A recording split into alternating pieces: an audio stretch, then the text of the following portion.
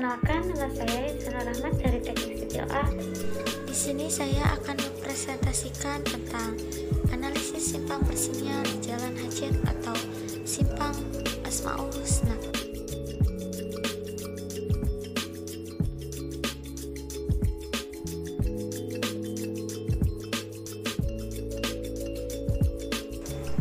Masalah transportasi merupakan fenomena yang terlihat dalam kehidupan sehari-hari manusia. Semakin tinggi tingkat mobilitas warga suatu kota, akan semakin tinggi juga tingkat perjalanannya. Jika peningkatan perjalanan ini tidak diikuti dengan peningkatan prasarana transportasi yang memadai, maka akan terjadi suatu ketidakseimbangan antara demand dan supply yang akan menyebabkan suatu ketidaklancaran dalam mobilitas, yaitu berupa kemacetan.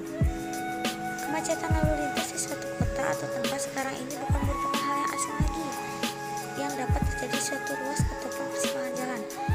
Kemacetan timbul karena adanya konflik pergerakan antara kendaraan yang datang tiap arah kaki simpangnya, dan untuk mengurangi konflik ini dipasanglah sebuah apil. Simpang jalan adalah simpul jalan raya yang terbentuk dari beberapa pendekat, di mana arus kendaraan dari berbagai pendekat tersebut bertemu dan memencar meninggalkan simpang. Simpang bersinyal adalah simpang yang dikendalikan oleh sinyal lalu lintas. Sinyal lalu lintas adalah semua peralatan pengatur lalu lintas yang menggunakan tenaga listrik, rambu, dan marka jalan untuk mengarahkan atau memperingatkan pengemudi kendaraan bermotor, pengendara sepeda, ataupun pejalan kaki.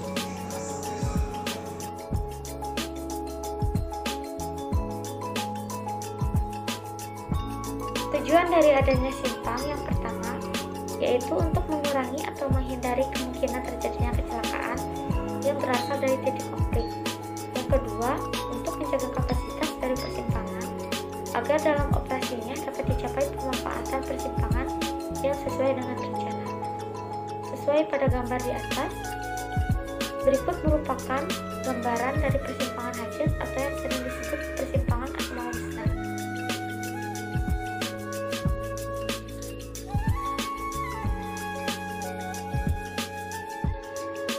Jenis-jenis pengendalian simpang. Yang pertama ada yield side and stop side. Yang kedua ada kanalisasi, yaitu pengaturan persimpangan dengan kanalisasi terutama untuk memisahkan lajur lalu lintas, menerus dan lajur belok. Yang ketiga ada bundaran. Tujuan perancangan bundaran adalah menjamin keselamatan dari lalu lintas antara lalu lintas yang saling berpotongan dengan tundaan minimum yang dipengaruhi oleh gap antara kendaraan.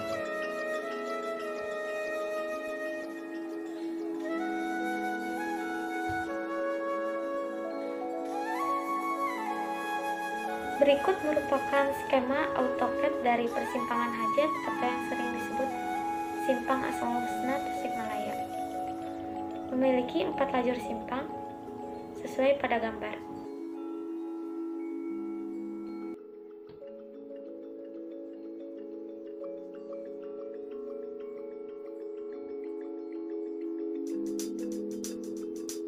Survei yang kami lakukan yaitu pada tanggal 11 Juli 2021 yang dilaksanakan pada jam-jam sibuk, yaitu pada siang hari pada pukul 14 sampai 15 waktu Indonesia Barat dan pada sore hari pukul 16 sampai 17 waktu Indonesia Barat dengan kondisi cuaca cerah. Gambar di atas merupakan simpang Hajat atau Asmaul Husna jika dilihat dari Google Maps.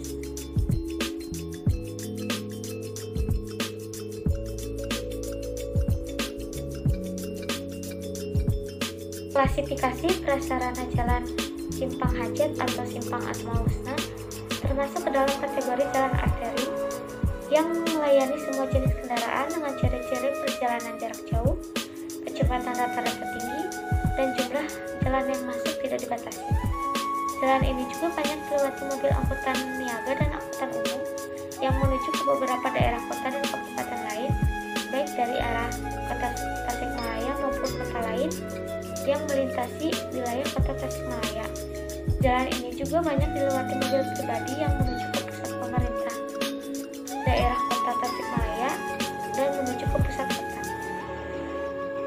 Persimpangan Asmaul Husna di Jalan Hajat memiliki 4 kaki simpang. Kaki utaranya Jalan Kiai Haji Mustafa dari arah Padayungan, kaki timurnya Jalan Tentara Pelajar dari arah kota Tasikmalaya, selatannya Jalan Padayungan dari arah Jalan Kiai Haji Mustafa. Berikut adalah kaki simpangnya.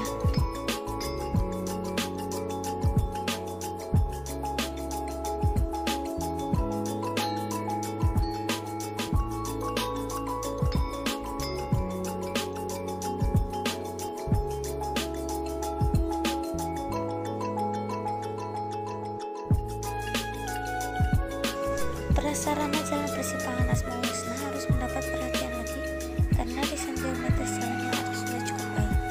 Lebar jalan dianggap sudah efektif untuk menampung volume lalu lintas yang melewati persimpangan Asmaul Husna. Namun pada kaki simpang di Jalan Hajat lebarnya tidak efektif karena di sepanjang jalan digunakan untuk jalan parkir dengan bentuk sudut 90. Kondisi jalan di persimpangan Asmaul Husna cukup baik dengan jenis konstruksi jalan pengkerasan aspal dan beton di dekat traffic light sebelah utara sepanjang 40 meter. Permukaan jalan yang rata dengan lapisan jalan aspal hotpot. Pada persimpangan Asmaul Husna terdapat trotoar selebar 3-4 meter di semua kaki simpang. Di persimpangan Asmaul Husna ini drainase terletak di bawah trotoar.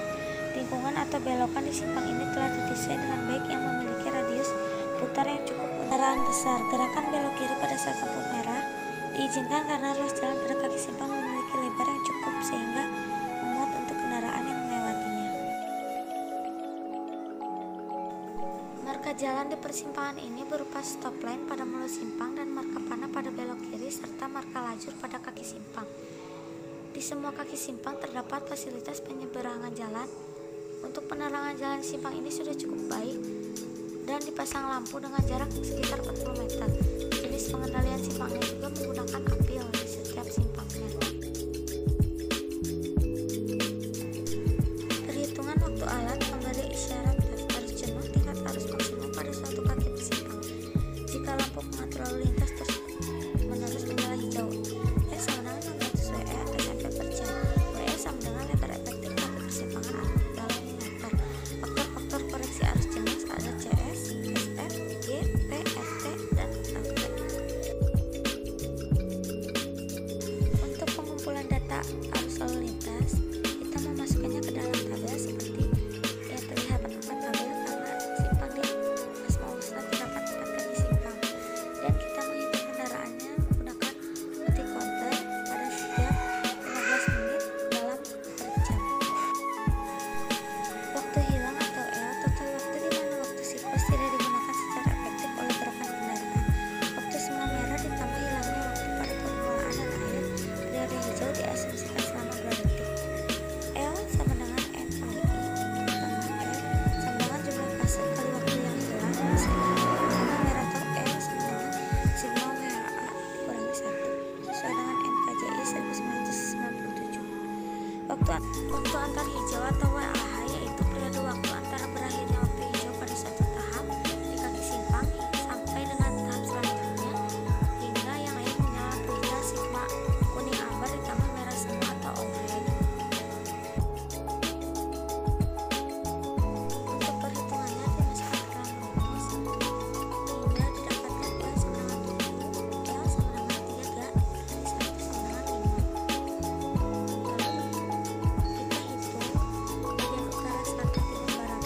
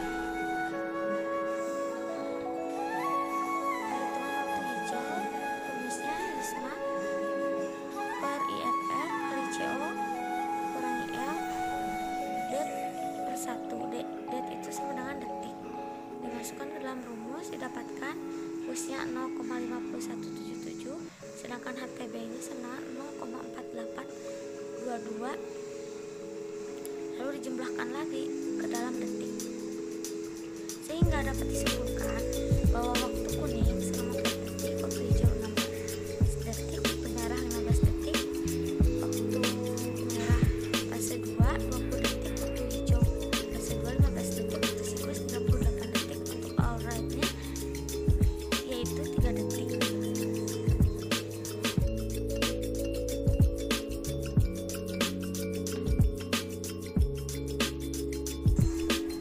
Jadi kesimpulannya dari hasil analisis yang saya dapat yaitu arus lalu lintas di Simpang Utara dan Selatan persimpangan Asmaul Husna cukup padat dan mengalami kemacetan terutama pada siang hari dan jam sibuk. Perlu adanya